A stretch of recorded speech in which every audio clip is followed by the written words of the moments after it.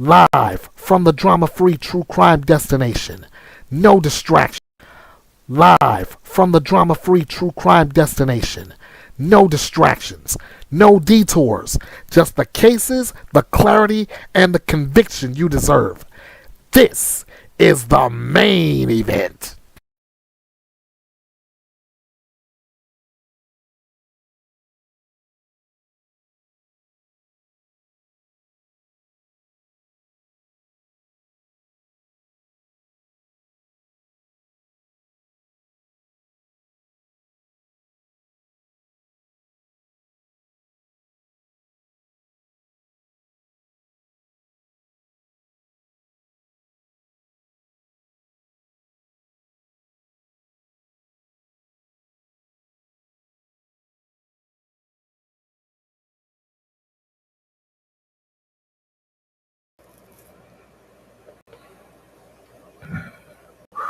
Come on.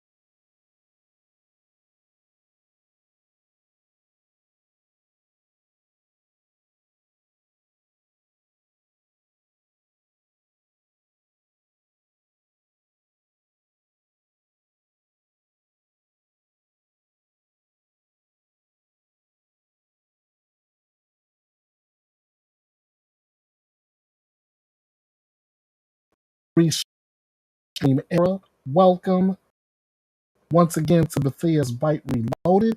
This is the event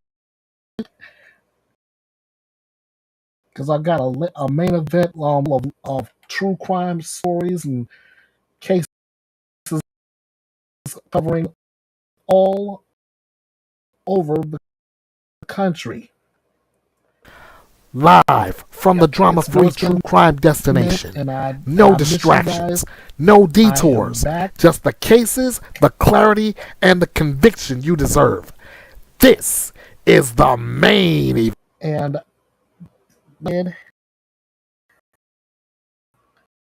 let me welcome. Thea the Last Outlaw. For those of you who may not know me, I bring them the true crime news without the drama. I bring it with no gimmicks. Yes.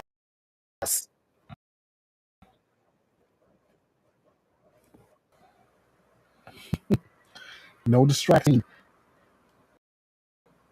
So we're gonna go ahead and try to kick this thing off properly because this is my first time actually using Reef, and got a lot to cover here. If I can cut myself down to just two, I'm gonna be doing just fine. Okay, this will do it right there.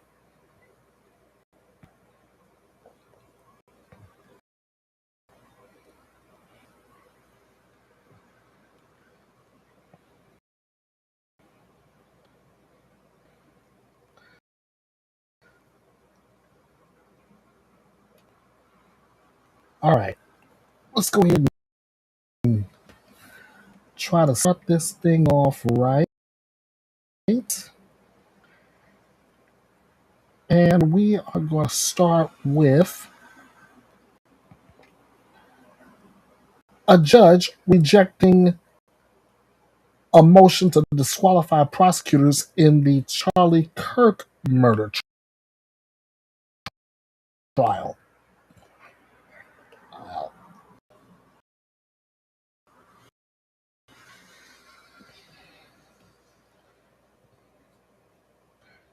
Okay, just give me a second. Okay, there we go.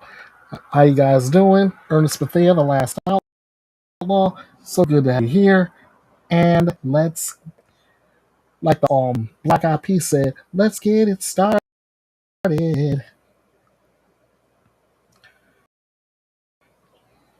right, here's what's going down with that case.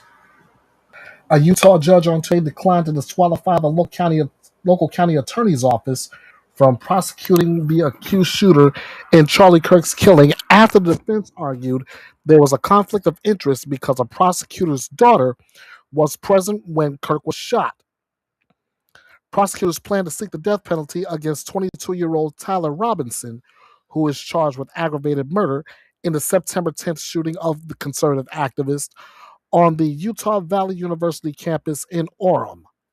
Robinson has not yet entered a plea. Robinson's attorneys urged the judge to remove the Utah County Attorney's Office because they allowed a deputy county attorney to work on the case despite knowing that his adult daughter was in the audience when Kirk was shot. The defense also argued in court documents that prosecutors were quick to announce their intent to seek the death penalty, which they said was evidence of strong emotional reactions that merited disqualifying the entire team. State Judge Tony Groff ruled Tuesday that there was not a significant risk that Deputy Utah County Attorney Chad Grunander's loyalty to his daughter will affect his work or interfere with Robinson's rights. Prosecutors need not be immune to the emotional response of others to prosecute a case, Groff said. An estimated 3,000 people were at the outdoor rally to hear Kirk when he was struck while taking questions. A co-founder of Turning Point USA, Kirk helped mobilize young people to vote for President Donald Trump. Grunander's daughter, whose identity has not been disclosed to news media covering the case, testified in court that she did not record video of the shooting or the aftermath. She was looking at the crowd and did not learn until after she ran to safety that it was Kirk who had been shot, she told the court earlier this month. Utah County Attorney Jeffrey Gray testified this month that he thought about seeking the death penalty before an arrest had been made in the case, and his colleague's daughter in no way influenced the decision. Groff found that the daughter's presence did not factor into Gray's decision. Messages seeking comment were left Tuesday for attorneys with the defense and prosecution. The director of a state council that trains prosecutors said Groff's ruling was appropriate given the circumstances. Chad Grunander's daughter is not going to be a witness. She didn't actually see Mr. Kirk killed. She was facing away. That's courtesy of Utah Prosecution Council Director Robert Church. The judge has been weighing other issues of fairness for Robinson should he go to trial. Full video recordings of Kirk's shooting have not been shown in court after defense attorneys objected out of concern that the footage would undermine Robinson's right to a fair trial. Defense attorneys also seek to keep TV cameras and photographers out of the courtroom, arguing that highly biased news outlets risk tainting the case. Prosecutors, attorneys for news organizations, and Kirk's widow have urged Groff to keep the proceedings open. The defense request to exclude cameras was classified by the court as private and has not been released. On Monday, Groff granted a request from a coalition of news organizations, including the Associated Press, to allow attorneys for the media to view defense requests to classified documents in the case. Groff said without access to those motions, media attorneys could not meaningfully argue against closing parts of the case from public view. Now, first off, I'm going to go ahead and say that as far as the defense trying to disqualify prosecutors, I knew full blown well they had no chance of that happening. None. So as far as the case goes, they're gonna see just how far they're gonna be able to take this. What can they get? What can they get rid of? What can they keep out of What can they keep out of the case? What can be seen? What can't be? And we're gonna find out eventually. And when we do, Bethea'S Byte Reloaded will bring it to you. All right.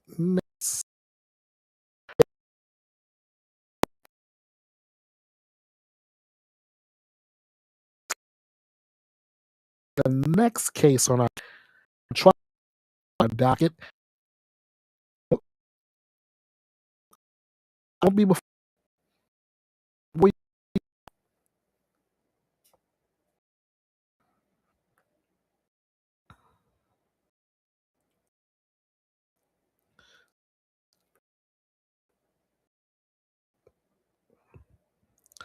All right. Next up, covering the Kouri Richins trial, prosecutors are portraying Kouri Richins as a money-hungry killer on the first day of the murder trial in her husband's.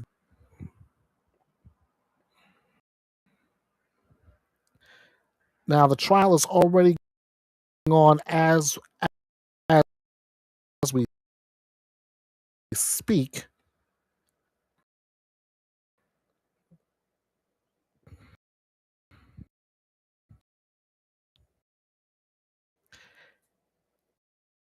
But here's what we've learned.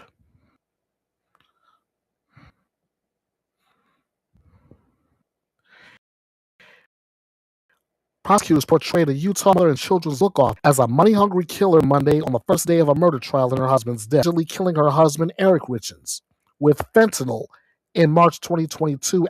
She has vehemently denied the allegations. Prosecutors say she slipped 5 times the lethal dose of the synthetic opioid into a cocktail that he drank. She also tried poisoning him a month earlier on Valentine's Day with a lentil-faced sandwich that made him break out in hives and black out, according to court documents.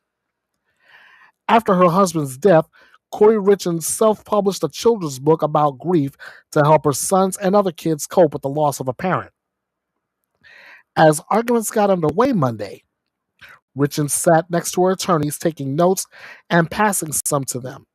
Her legal team has not said whether she will take the stand in her own defense. Summit County Prosecutor Brad Bloodworth told jurors that Richins was $4.5 million in debt and wrongly believed that if her husband died, she would inherit his estate worth more than $4 million. Prosecutors have argued she was planning a future with another man she was seeing on the side. The evidence will prove that Kouri Richins murdered Eric for his money and to get a fresh start at life, Bloodworth said. More than anything, she wanted his money to perpetrate a facade of privilege, affluence, and success. Defense attorney Catherine Nessler started her opening statement by playing the recording of Richins' 911 call from the night of her husband's death. Richins was sobbing on the call and seemed barely able to answer the dispatcher's questions. Those were the sounds of a wife becoming a widow, Nestor said. Eric Richins had Lyme disease and was addicted to painkillers, Nestor argued. She suggested he may have overdosed. However, in body camera footage shown later Monday, Richins tells police her husband had no history of illicit drug use. Eric Richins' sister, Katie Richins Benson, also testified that their mother was a drug and alcohol counselor who had instilled in the siblings from an early age the dangers of drug use. The trial was slated to run through March 26. A few dozen people hoping to watch camped outside the courthouse in lawn chairs starting at 4 a.m., 4.5 hours before the trial began. Richins faces nearly 3 dozen counts, including aggravated murder, attempted murder, forgery, mortgage fraud, and insurance fraud. The murder charge alone carries a sentence of 25 years of life in prison. In the months before her arrest in May 2023, Richins self-published the children's book, Are You With Me? About a father with angel wings watching over his young son after passing away. The book could play a key role for prosecutors in framing Eric Richins' death as a calculated killing with an attempted cover-up. Bloodworth told jurors Monday about how Richins promoted it on local TV and radio stations. Years before her husband's death, Richins opened numerous life insurance policies on Eric Richins without his knowledge, with benefits totaling nearly $2 million. That's according to prosecutors. Court documents also indicate she had a negative bank account balance and was being sued by a creditor. Bloodworth showed the jury text messages between Kouri Richins and Robert Josh Grossman, the man with whom she was allegedly having an affair. She had texted Grossman about her dream of leaving her husband, gaining millions in the divorce, and one day marrying Grossman. Bloodworth also showed Richins' internet search history included luxury prisons for the rich America, and can cops force you to do a lie detector test? A body camera video shown in court from Summit County Sheriff's Deputy Vincent Gwynn showed Richins distraught as she told police that her husband had chest pain before he went to sleep and may have taken a THC gummy. My husband's active. He didn't just die in his sleep. This is insane, she said in the video. Richins appeared to be in pajamas as paramedics worked to resuscitate her husband in a nearby room, according to the video. She held her head in her hand at times and paced around while talking to a deputy and family members who later arrived. Richins Benson testified that she entered the house that night to find Richins looking well put together with her hair all done up. Among the key witnesses expected to be called later in the trial is the family's housekeeper, Carmen Lauber, who claims to have sold fentanyl to Kouri Richins on multiple occasions. Defense attorneys argued Monday that Lauber did not give Richins fentanyl and was motivated to lie for legal protection. Lauber is not charged in connection with the case, and detectives have said she was granted immunity. No fentanyl was found in Richins' house, and the housekeeper's dealer has said he was in jail and detoxing from drug use when he told detectives in 2023 that he sold fentanyl to Lauber. He later said in a sworn affidavit that he sold her the opioid OxyContin. Nestor showed jurors photos of an empty pain pill bottle sitting on Eric Richins' bedside table the night of his death and bags of gummies he was known to use regularly. She said he had asked his wife to procure opioids for him.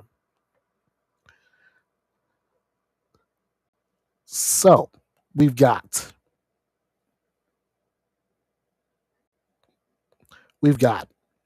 fentanyl use, we've got life insurance policies, and we have most definitely a murder.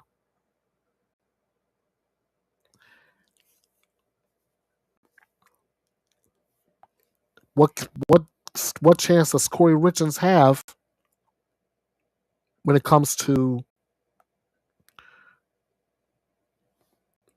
her murder case? Will she be found guilty? We'll have to wait and see as the trial continues, and when we reach that tipping point, that apex, you'll get it. You'll get that word here. Next up,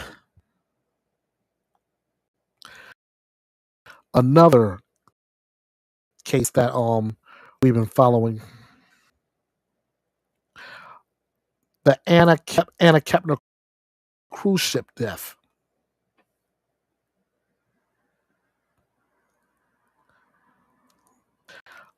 Court has filed charges have been filed in Anna cruise ship death. Let's find out all the details in that.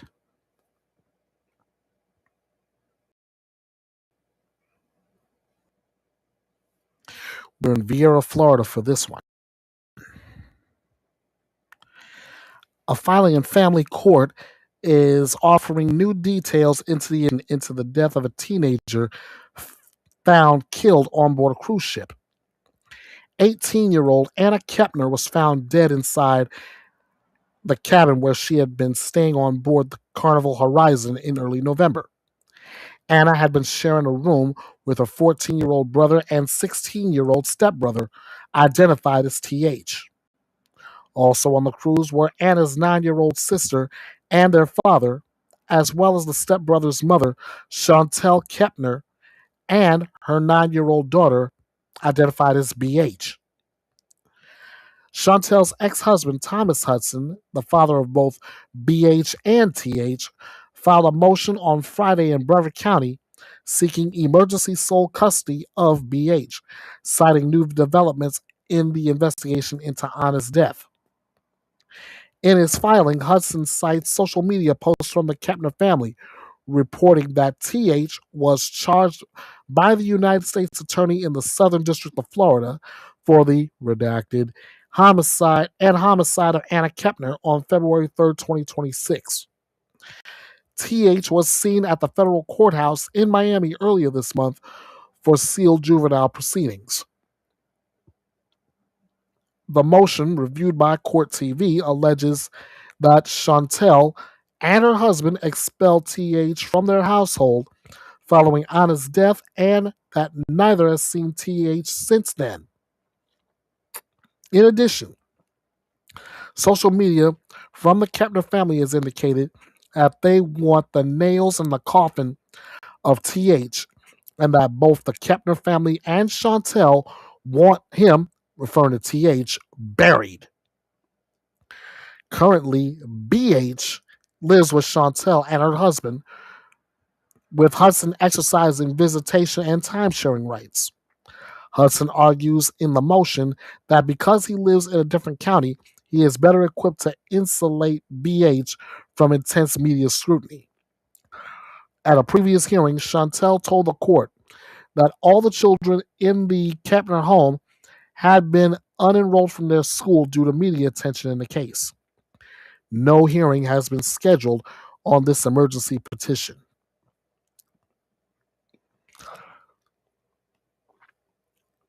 In Thomas Hudson's defense, I can see why he's doing that in as far as protecting his daughter from all the media scrutiny. I get that totally. So let's just see how this all plays out and whether TH is facing these charges and how deep this thing goes. Next up on the docket,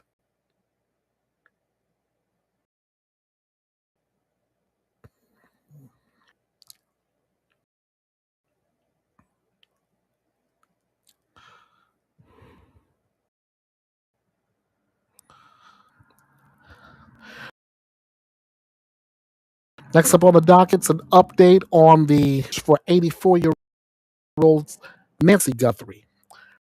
Savannah Guthrie, the Today Show, and her family offering a $1 million reward for their mother's recovery.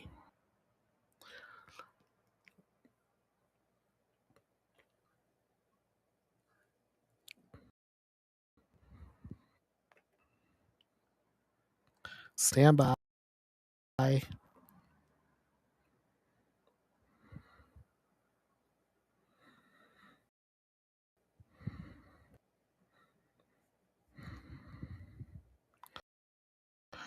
Okay.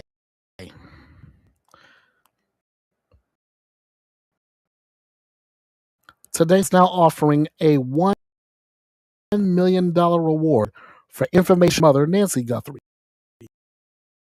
who went missing from her Arizona home more than 3 weeks ago. Savannah Guthrie said Tuesday that her holding out for a miracle and hopes her mother will be found alive, but she wants that they realize it might be too late. Authorities heard about Nancy Guthrie's health. She needs vital daily. She may already be gone, Savannah said in an Instagram post. Already gone home to the Lord that she loves and is dancing in heaven. Nancy Guthrie was last seen at her home just outside of Tucson on January 1st and was reported missing the very next day. And the FBI released surveillance footage of a masked man who was outside of Guthrie's front door on the night she vanished. Drops of her blood were found on the front porch, but authorities haven't publicly revealed much evidence. Savannah Guthrie said her family needs to know where her mother is no matter what happened. Someone out there knows something that can bring her home, she said. Several hundred people are working with the Guthrie investigation, and more than 20,000 tips have been received. The Pima County Sheriff's Office has pointed this out. The FBI and other agencies are assisting. So now the reward is up to $1 million. So this is all I can do from here with you guys. I already know it. Nancy Guthrie is 84 years old. We know that she may have been abducted.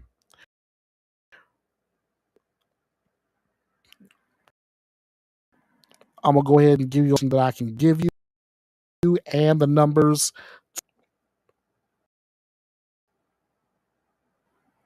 Get in contact with so you if you have any information, you can bring it to someone's attention.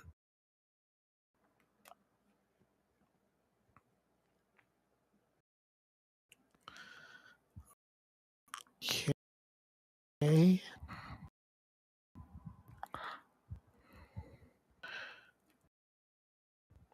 Right.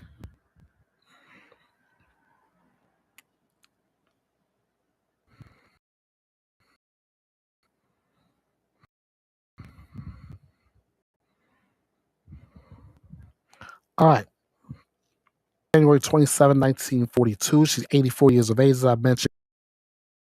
She has brown hair, blue, stands 5 feet 4 inches, is around 150 pounds. Here's the details once again. The Federal Bureau of Investigation's Phoenix Field Office and the Pima County Sheriff's Department in Arizona are investigating the disappearance of Nancy Guthrie, last seen at Catalina Foothills neighborhood of Tucson, Arizona, on the evening of January 31st, 2026. She is considered to be a vulnerable adult who has difficulty walking, has a pacemaker, and needs daily medication for a heart condition. Those images you have seen previously, they show an armed individual appearing to have tampered with the camera at Nancy Guthrie's front door the morning of her disappearance. The suspect as a male, approximately 5 feet 10, with an average build. In the video, he is wearing a black 25-liter Ozark Trail hiker backpack. The FBI is seeking information that will lead to his identity of this individual. Now, originally, the offer was $100,000 for information leading to the location of Guthrie and for the arrest and conviction of anyone involved in her disappearance. That number had jumped to $500,000, and now it's up to $1 million. And as that has grown, the of the cell has grown as well. In the Tucson, Arizona area. If you have any information concerning this case, whatever you do, please, I beg of you, Do not hesitate. You're asked to call the FBI 1-800. Call FBI 1-800-225-5324. You may also call FBI office, or you can submit a tip online anonymously at tips.fbi.gov. Your help and your vigilance can be the difference of bringing Nancy Guthrie home safe and sound to her family. So whatever you do, please, again, I can't stress this enough. If you see something, pleading that way, we can do something to bring Nancy Guthrie home.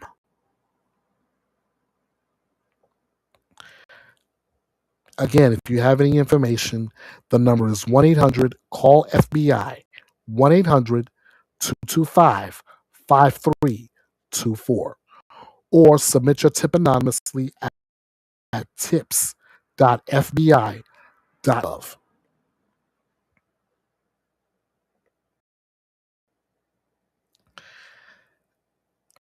We're going next to the of Latoshia Davis.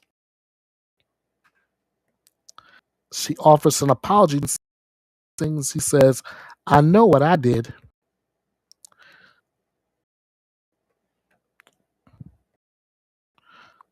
See how much she realizes what she did and how much remorse she is.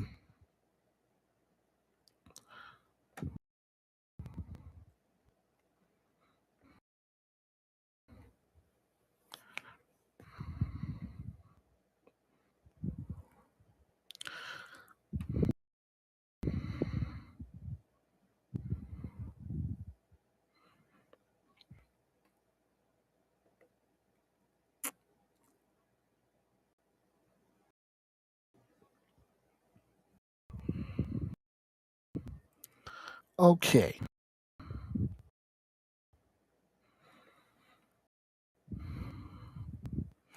All right, here's the details in that.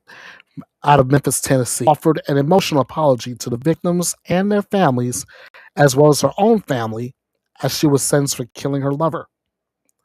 A jury convicted Daniels of second-degree murder for the shooting death of Pastor Brodus Perry and of criminal intent to commit reckless endangerment for shooting his wife, Tabitha Perry Archie, who survived. Please know I never meant for any of this to happen, Daniels testified at Tuesday's sentencing hearing.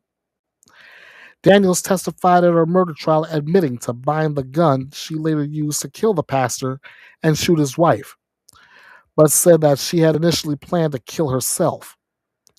On Tuesday, Daniels said she had been diagnosed with major depression and blamed her mental health for what happened. I'm sorry, Daniels said. I know what I did. I wasn't in the best health, and I know it doesn't take away what happened. But please know that I am godly sorrowful, and I'd ask that you extend grace and mercy. Friends and family, including Daniel's sisters, mother, and son, gathered in the courtroom to lend her support at sentencing. She was struggling in many ways that we fully didn't see, Daniel's cousin Andrika Barak testified. This does not excuse what happened, but I want you to know that this was not the act of a cold, heartless person.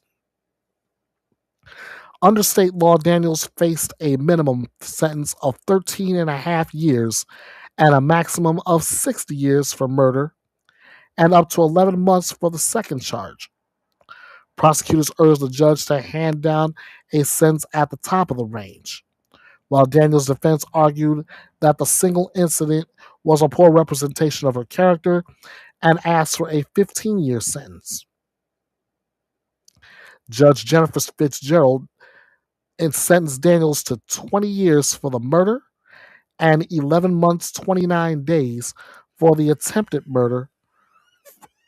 reckless endangerment, all to be served concurrently. So that means it's all gonna be served at the same time.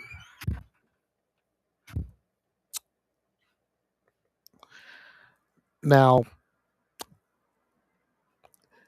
getting involved with another with a married man is bad enough. Getting involved with somebody's somebody's significant other who happens to be a pastor, that's never a good thing.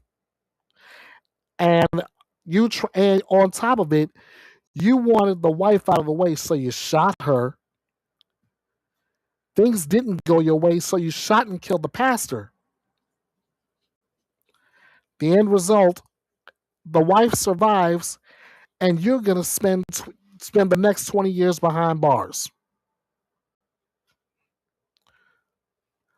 Let me shout out my wife, my love, my lady outlaw, sweetheart. You heard everything I just added up. What do you think? 20 years, is that enough? When the maximum she could have been sentenced to was 60 years.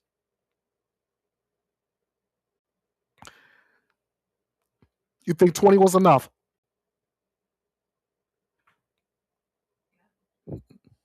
She shrugs a little bit. She says yes, but then again she may have other ideas what justice could have been.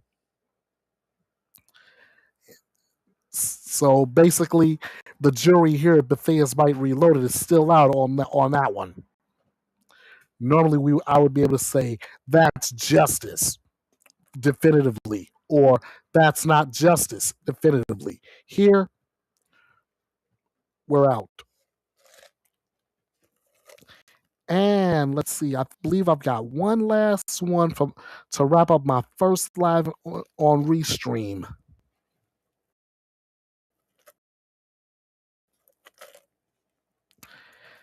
Ah, yes.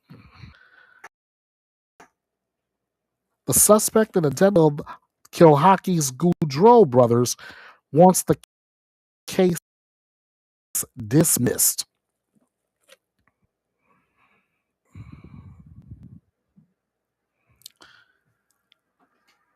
Let's see what's happening with this.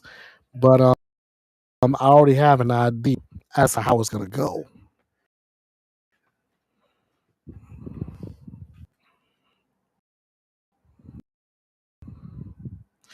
Salem, New Jersey. Attorneys represent accused of killing NHL star Johnny Gaudreau and his brother Matthew Gaudreau argue new evidence proves their client wasn't driving drunk in a motion to dismiss the case. Sean Higgins is charged with 2 counts of death by auto, reckless driving, possession of an open container, and consuming alcohol in a motor vehicle in the October 29th, 2024 crash that killed the brothers. The Gaudreau brothers were on bicycles when they were hit. Prosecutors said in charging documents that Higgins had a blood alcohol level of 0.087 when he crashed, which is above the limit of 0.08 in New Jersey. At a virtual hearing on Tuesday, Higgins' attorneys revealed that new testing calls that number into question. Richard F. Kleinberger III, one of Higgins' attorneys, said that the correct reading of his blood alcohol level was 0.075, below the legal limit. Kleinberg told the judge that the entire indictment should be called into question because the grand jury was told an incorrect BAC. Prosecutors demurred when Judge Michael Silvano, asked whether the case would be represented to the grand jury, saying they wanted a chance to read the full motion before responding. The judge set the next pretrial hearing for April 14th. Let's see, 0.075, 0.084. I'm thinking that that's a little. Sounds like it's just splitting hairs, if you ask me.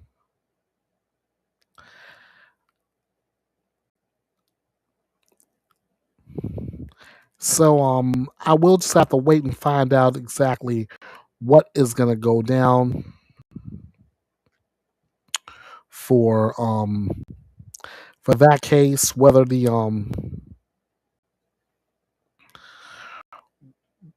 whatever comes from it, it will come from it, and we'll just have to wait and see what comes next. All right, so yeah, this is normally one of my shorter editions of Bethea'S Byte Reloaded in any form. So, but first off, again, I want to thank you all for your patience as I was getting ready for this particular stream. I want to thank you for the time I spent on getting this prepared for all of you. You guys are the lifeblood of Bethea'S Byte Reloaded. I've said it many times before. Without you, this little engine that could doesn't run. All right. So if you're still stuck around, I'm asking you to please make sure you like, subscribe, share, comment to support the channel. This is a free way to support us. It also wouldn't hurt to support us financially either. This is what's going to keep us going week after week. So you can go to paypal.com, PayPal me/EKB316, or Cash App at cash.app/$EKB316. And as a good friend of mine would say, nothing is obligated, but it's always appreciated. And you'll get to hear this again, but I'm looking forward to you following me all over social media. You can hit me up on Facebook at Bethea'S Byte Reloaded, on X, formerly Twitter, at EKB316, all caps, on YouTube at Bethea'S Byte Reloaded, on Instagram at EKB316, that's all lowercase, on TikTok, first time out doing that. How you guys doing? All on TikTok at King of Hearts 316 2021, or as always, you can email me. The address is kingofhearts316_09 at outlook.com. All right. Now we are getting close to the way I normally wrap this thing up. I want to thank you all for your patience with me as I was trying to get back here to do these lives all over again. Ladies and gentlemen, this is one of the ways I always close it out. This is your home for true crime news without all the drama, where your opinions matter. Lively debates are encouraged. Your voice is heard, and above all else, justice is served. And how do I do this? There's only one way. With no gimmicks, no drama, and no BS. Ladies and gentlemen, I'm about to get up out of here. I want to thank you so much. You guys are just absolutely amazing.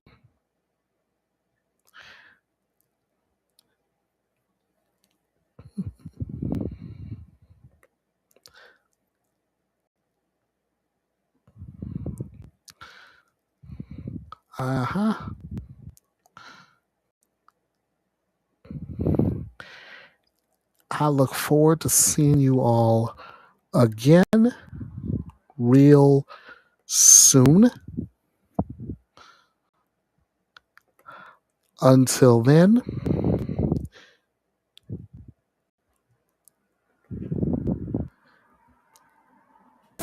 As you see, so much for joining me here in Bethea'S Byte, and it's Reloaded.